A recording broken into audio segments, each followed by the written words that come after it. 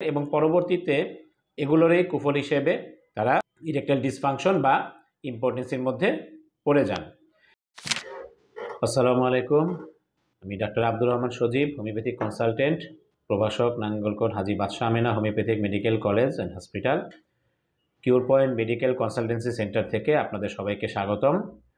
আজকে আমি আলোচনা করব পুরুষের একটি কমন সমস্যা ইম্পোর্টেন্সি বা ধ্বজভঙ্গ নিয়ে, যাকে মেডিকেলের ভাষায় ইরেকটাইল ডিসফাংশন বলা হয়।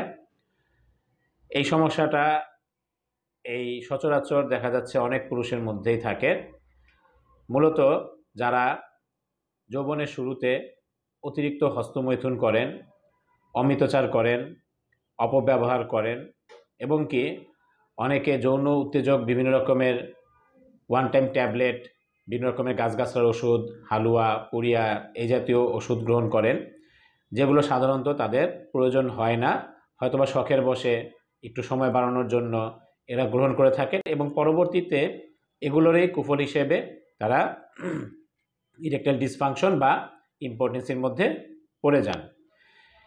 এই যে তারা পড়া শুরু করলো, আস্তে আস্তে তাদের যখন এই উত্তেজনা জনিত যে সমস্যা হয়, লিঙ্গ পরিপূর্ণ শক্ত হয় না, এর মধ্যে তাদের মধ্যে একটা চাপা, একটা ভয়, একটা আতঙ্ক কাজ করেন। তারা হয়তোবা আর স্ত্রীর সাথে কি করতে পারবে না, ঠিকমতো মেলামেশা করতে পারবেন না। এই কারণে অনেকে দেখা যায় অবিবাহিত যারা, তারা বিয়ে করতেও ভয় পান। তো তাদের জন্যই মূলত সঠিক পরামর্শ এবং গাইডলাইন দেওয়ার জন্য আমাদের কিউর পয়েন্ট কনসালটেন্সি সেন্টারে আপনাদেরকে সঠিক চিকিৎসা দেওয়ার ব্যবস্থা করা হয়েছে। আমরা সঠিক পরামর্শ, সঠিক ঔষধের মাধ্যমে অভিজ্ঞ ডাক্তার দ্বারা চিকিৎসা সেবা দিয়ে থাকি। যদি এরকম সমস্যায় কেউ ভুগে থাকেন, নিশ্চিন্তে চলে আসবেন আমাদের সেন্টারে।